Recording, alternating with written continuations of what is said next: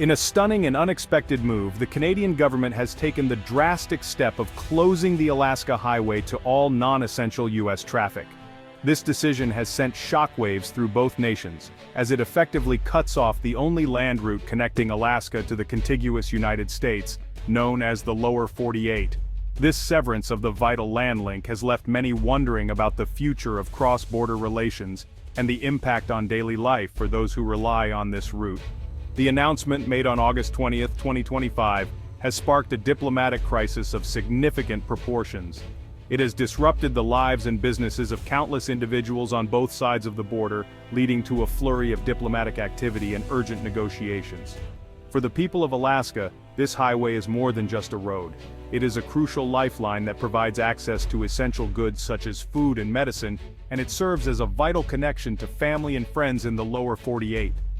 Meanwhile, for Canadians, the closure represents a stand for sovereignty and environmental protection, as concerns over the ecological impact of increased traffic have been mounting. The closure is not merely a logistical nightmare, it has become a powerful symbol of a fractured relationship between two historically close allies. Supply chains are in disarray, and communities on both sides are scrambling to find alternative solutions to the challenges they now face. How did two nations, once considered the best of allies, reach a point where a physical barrier now divides them?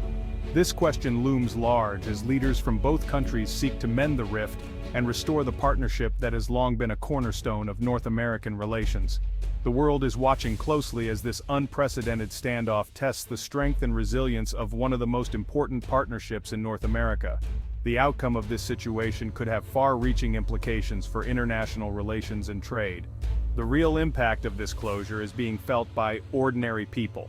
Truckers who are unable to deliver their goods, families who are separated by the border, and business owners who are struggling to keep their doors open.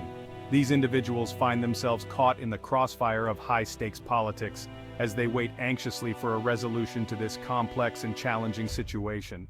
To truly understand the current crisis facing the Alaska Highway, we need to journey back in time and explore the remarkable story of its creation. A story shaped by urgency, ingenuity, and international cooperation. The origins of the Alaska Highway are rooted in the dark days of World War II, when the threat of invasion loomed over North America's northwest. The United States and Canada joined forces to build a supply route that would connect the remote territory of Alaska to the rest of the continent, ensuring the movement of troops, equipment, and vital resources. Construction began in March 1942, and what followed was an extraordinary feat of engineering and human endurance. Over 10,000 U.S. soldiers, many of them African-American engineers, and thousands of Canadian workers, braved sub-zero temperatures, relentless mosquitoes, and treacherous terrain. In just 8 months, they carved out a 500-mile lifeline through some of the most unforgiving landscapes on the continent. The Alaska Highway quickly became more than just a military asset. After the war, it was open to the public, transforming the region. It became the backbone of Alaska's economy, fueling trade, tourism, and new settlements. Small towns blossomed along its path, and the highway became a symbol of hope and opportunity for generations. The highway also stands as a testament to the enduring partnership between the United States and Canada. Its open border crossings have long represented not just convenience, but a spirit of trust, cooperation, and shared prosperity between two nations. For decades, the seamless flow of people and goods across this border has been taken for granted, woven into the fabric of daily life for communities on both sides. But now, with the sudden closure of the Alaska Highway's border crossings, that legacy of unity is under threat. The barriers that have gone up challenge not only the movement of people and goods, but also the very foundations of the U.S.-Canada partnership that the highway once embodied. What was once a monument to alliance and shared purpose now risks becoming a line of division, a powerful reminder of how quickly the ties that bind us can be tested in times of crisis. Canada's official reason for closing the highway, environmental emergency. Decades of heavy traffic and climate change have damaged fragile ecosystems, with permafrost thaw, wildlife deaths, and hazardous spills threatening indigenous lands. Ottawa says the closure is needed for a full environmental and safety review, blaming the U.S. for ignoring calls for stricter regulations and shared funding. But the timing is suspicious, coming after failed talks on water rights and U.S. tariffs on Canadian lumber. Critics argue Canada is using the highway as leverage in broader disputes, demanding major U.S. concessions before reopening. The standoff is about more than the environment. It's a high-stakes negotiation with Alaska's economy hanging in the balance. The U.S. response was swift and fierce, led by former President Trump's explosive social media posts accusing Canada of holding Alaska hostage.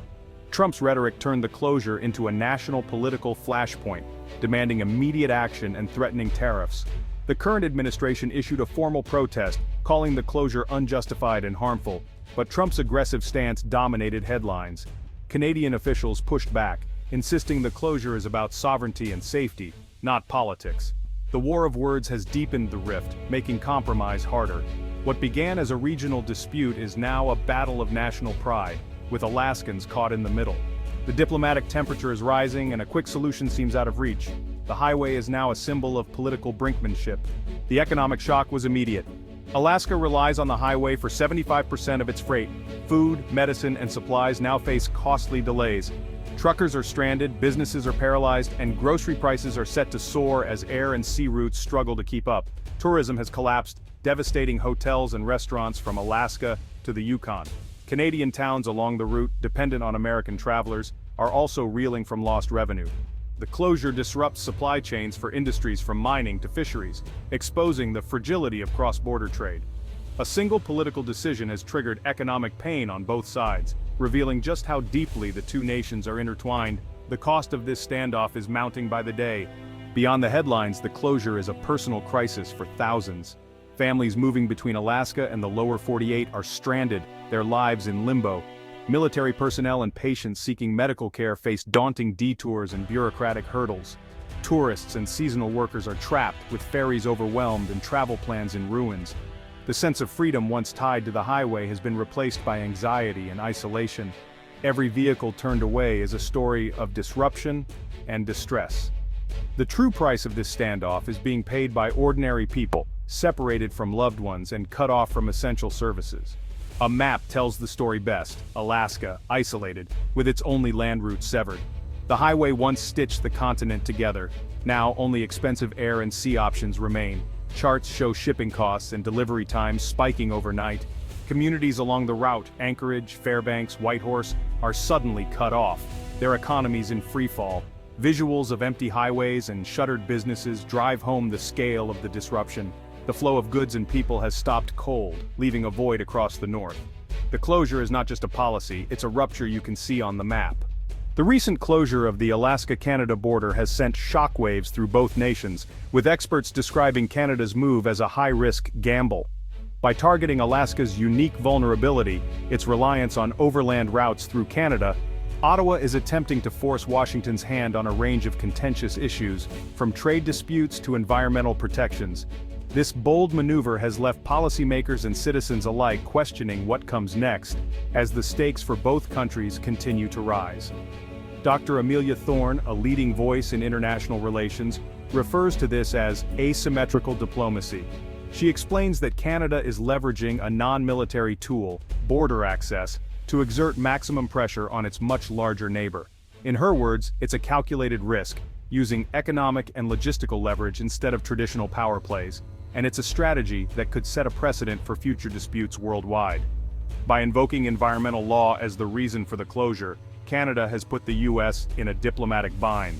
If the U.S. challenges the closure, it risks appearing to disrespect Canadian sovereignty and environmental priorities. If it accepts the closure, it faces mounting economic and political costs, especially for Alaskan communities and businesses that depend on cross-border trade. The likely price for reopening the border? Experts predict the U.S. will be pressed to make significant concessions, potentially on water rights, tariffs, and joint infrastructure funding for cross-border projects. These negotiations could reshape the economic relationship between the two countries for years to come. Yet, this strategy is fraught with risk. Canada's actions could undermine a century of goodwill, sparking resentment and even retaliation from the U.S. The diplomatic fallout could extend far beyond the border, affecting cooperation on security, energy, and climate initiatives. Economists warn that a prolonged closure would be disastrous for both sides. Businesses are already feeling the pinch, with supply chains disrupted and local economies suffering. The longer the standoff continues, the greater the damage to jobs, investment, and public trust. Most analysts agree that the solution will require quiet, face-saving diplomacy.